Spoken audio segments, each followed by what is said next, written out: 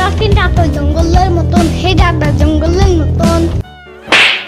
শুনো ইয়ামিন, স্যারের সামনে আসলে প্রথমে স্যারকে সালাম দিতে হয় সুন্দর করে, বুঝছো?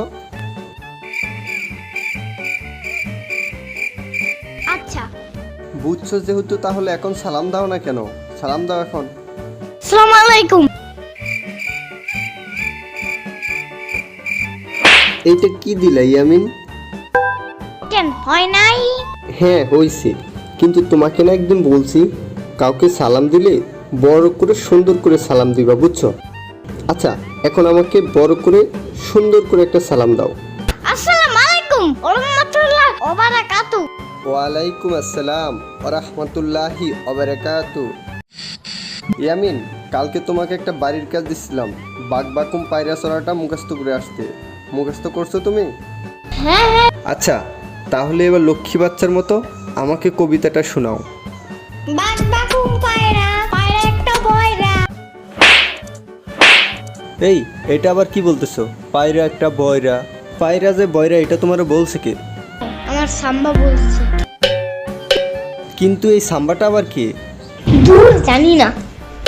আচ্ছা, না জানলে নাই, তাহলে এবার কবিতার পরের লাইনটা বলা শুরু করো।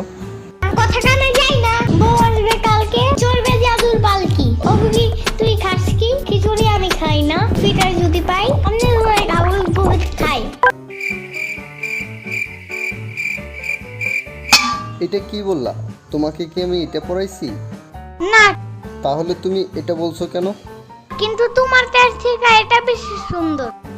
কইছে তোমারে, তাহলে তো কবি এই কবিতা না লেখা তোমারটাই লিখে দিত এখানে।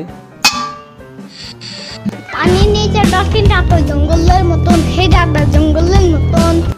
দাঁড়াও, আমি হিরো আলমকে একটা কল করে নি। কেন? তুমি যে পড়ার টেবিলে বসে পড়ো না, সেজন্য তোমাকে তুলে নিয়ে যাবে। আবার হিরো আলমের বাবু খাইছো গানও শোনাবে। সারা রাত ধরে শুধু হিরো আলমের গান শোনাবে, কিন্তু তোমাকে আসতে দিবে না। অনেক কানলেও দেয় না। না, অনেক কানলে গানের সাউন্ড আরো বাড়িয়ে দিবে।